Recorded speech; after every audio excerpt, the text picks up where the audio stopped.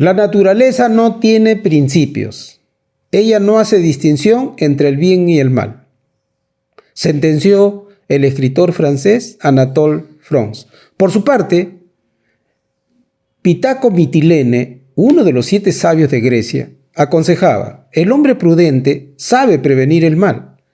El hombre valeroso lo enfrenta sin quejarse. Los mesopotámicos, después de alegrarse con lo que la naturaleza les había dado, aplicaron 2 leyes. La primera, la ley de lo bueno en lo malo, y la segunda, la ley de lo malo en lo bueno. Es decir, buscar en lo bueno lo malo, ¿no? Para defenderse de eso. Y también en lo malo buscar lo bueno. Así es la vida. Nada es completo.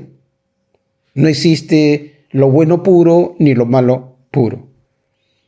Es decir, los mesopotámicos combinaron estrategias que explotaron lo bueno y lo malo que la naturaleza les había dado.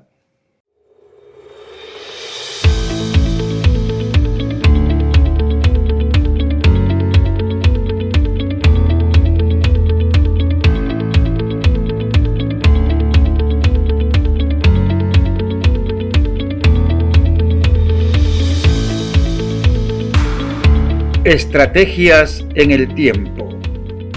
¿Y su empresa en qué tiempo está? Señores, en el presente video abordaré la estrategia del gobierno de Mesopotamia en la Edad Antigua. La Mesopotamia asiática se ubicó entre los ríos Tigris y Éufrates. Las ventajas de la fertilidad y accesibilidad de sus tierras fueron al mismo tiempo imanes que atrajeron las agresiones, las invasiones de los nómadas que deambulaban por sus fronteras. Por eso es que al comienzo hablábamos pues de la ley de lo bueno en lo malo, ¿no? O sea, lo bueno de la fertilidad de sus tierras significó al mismo tiempo algo malo, ¿no? Era un atractivo para las amenazas de los agresores que estaban en sus fronteras. Para el riego de sus tierras, contaban con las aguas de sus ríos y las precipitaciones. Entonces, la productividad de las tierras pues no dependía exclusivamente de las aguas de los ríos. Por otro lado, los ríos Tigris y Éufrates no solo eran navegables de norte a sur y por lo tanto no sirvieron como vías de comunicación. Es decir, no ocurrió lo que ocurrió pues con los egipcios, ¿no? En el que el río Nilo sí era navegable de norte a sur y de sur a norte y por lo tanto se constituyó en una vía de comunicación. Entre los años 2350 y 2000 a.C., Mesopotamia se unificó. Esto ocurrió bajo el reinado de Sargón de Acadia. Posteriormente, durante 100 años, fue sometida por los montañeses guteos, es decir, ese grupo que deambulaba por las fronteras de Mesopotamia. Luego de este dominio, Mesopotamia volvió a fragmentarse. Mesopotamia entonces vivió pues periodos de unión y de división. En el año 1763 a.C., el rey amorreo, Hammurabi, gobernó Mesopotamia. Él creó el gran imperio babilónico, ¿no? Empezó a dictar normas, empezó a dictar disposiciones, creó una religión oficial, pero respetó las religiones de las ciudades conquistadas.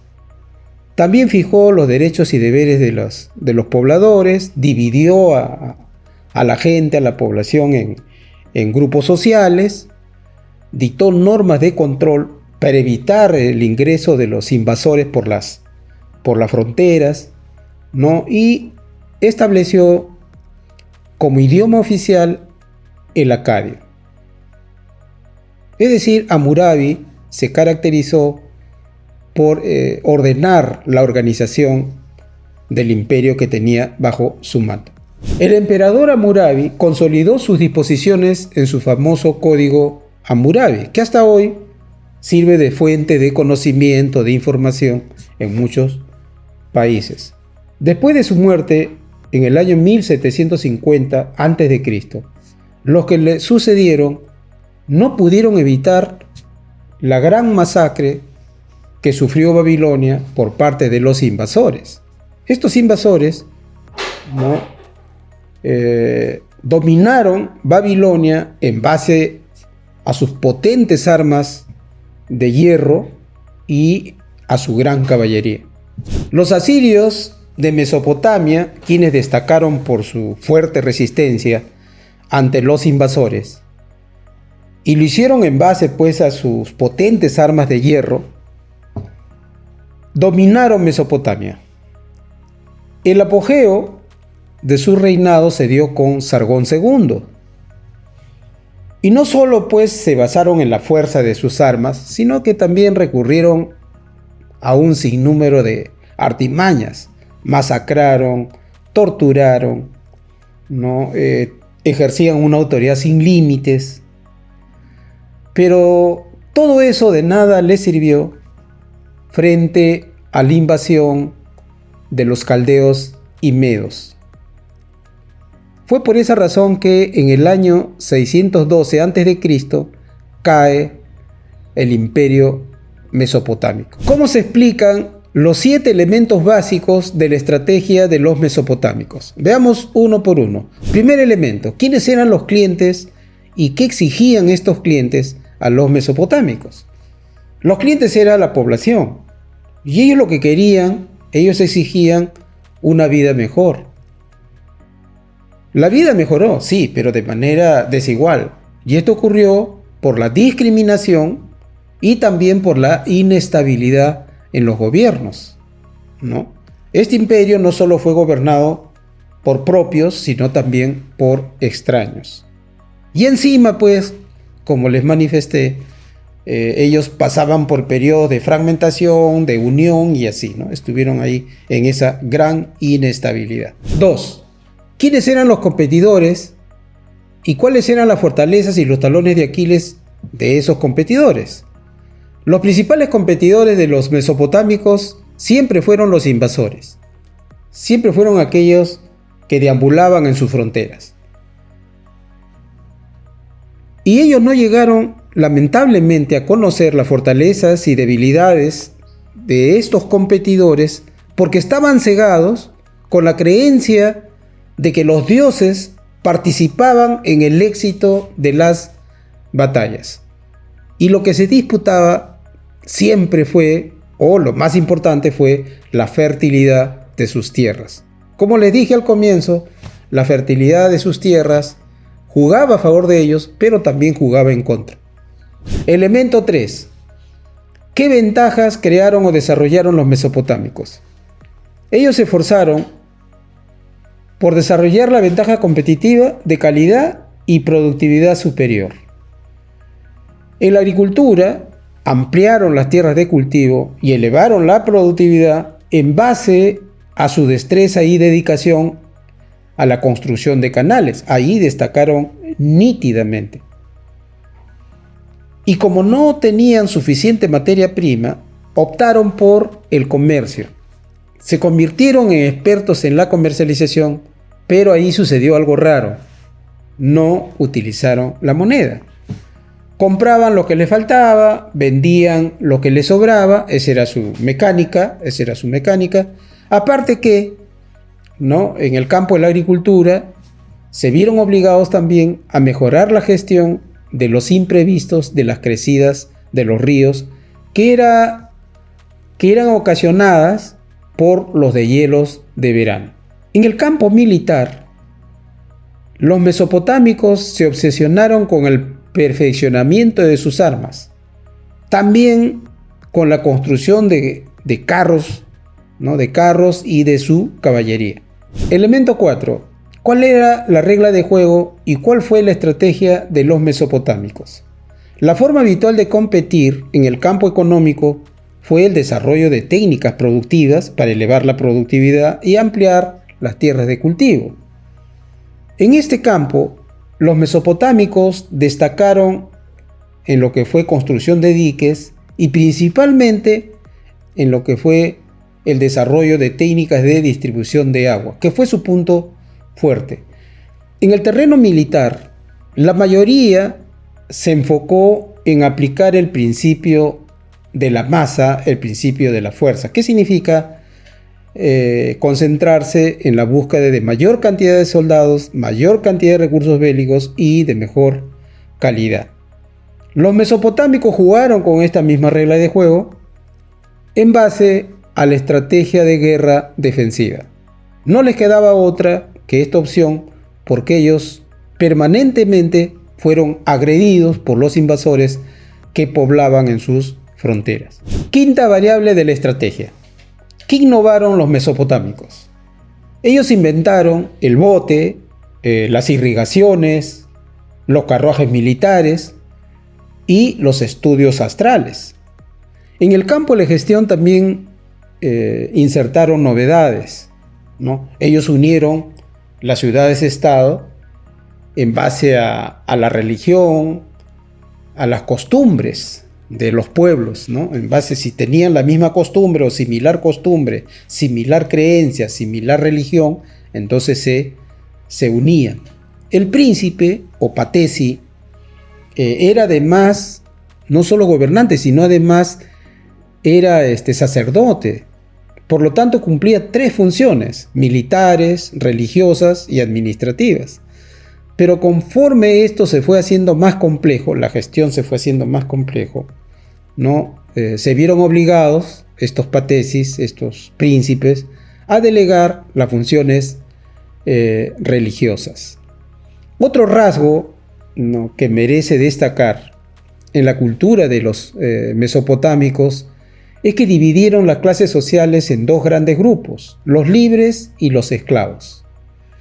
En el grupo de los libres, el que tenía mayor jerarquía era el noble y los de menor jerarquía eran los campesinos. Es decir, nuevamente se repite lo que siempre hemos visto en las otras culturas, en los otros gobiernos, en los otros estados, ¿no? Que siempre el campesino formó parte de la clase social más baja.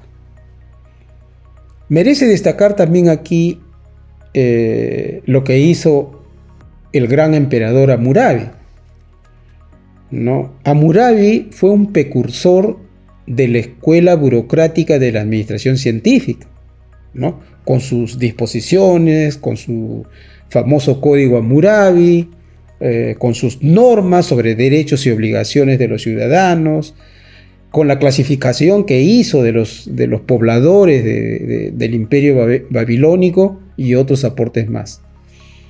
Todos sus aportes fueron pues de ayuda posterior en el siglo XX para que el gran científico alemán Max Weber funde pues la escuela burocrática dentro de la administración científica. Sexto elemento básico de la estrategia. ¿Qué economías buscaron los mesopotámicos? Deseo hacerles recordar que hemos venido tratando 3 tipos de economías, ¿no? La economía de alcance, la economía de escala y la economía de enfoque. La economía de alcance es cuando se buscan ahorros, ¿no?, como consecuencia de la explotación de intangibles. Puede ser la marca, la cartera de clientes leales, la cartera de trabajadores leales, bueno, en fin, de todo lo que sea intangible. La economía de escala es cuando se obtienen ahorros como consecuencia de explotar los costos fijos de una organización en un mayor nivel de actividad, en un mayor volumen de producción o en un mayor volumen de ventas. Y las economías de enfoque son los ahorros derivados de la especialización, ¿no? Usted por especialización, ¿no?, se va a volver más certero, más diestro, ¿no? Probablemente cometa menos fallas y por lo tanto va a conseguir ahorros. En el caso de los mesopotámicos, ellos buscaron la economía de enfoque. Ellos se especializaron, se convirtieron, como les dije, en expertos en lo que era construcción de diques y más que todo en lo que era traslado del agua, en la distribución del agua y del riego, ¿no? Entonces ahí lograron grandes economías de enfoque. Séptima y última variable de la estrategia de los mesopotámicos. ¿En qué procesos concentraron sus recursos y esfuerzos? Ellos le asignaron mayor importancia a los procesos de abastecimiento de agua, producción agrícola, comercialización y gestión de las operaciones bélicas. Señores, a manera de consolidar, de enriquecer lo que acabamos de exponer, me permito dejarles una pregunta. ¿Qué de bueno y malo tiene su organización? ¿Y qué haría en cada caso? Agradeceré muchísimo sus comentarios. De verdad enriquecen mucho lo que hacemos, tanto para el que les habla como para el equipo que me ayuda en estas tareas. De igual manera también es bueno que nos digan, nos comuniquen cuáles son sus dudas, sus inquietudes para absolverlas de inmediato. Les comunico que en nuestro próximo video trataré la estrategia de David contra Goliat en la Edad Antigua. Nuevamente les hago recordar, les pido que tengan presente lo que decía el hombre. Muchos son los llamados, pero pocos los elegidos. Bendiciones.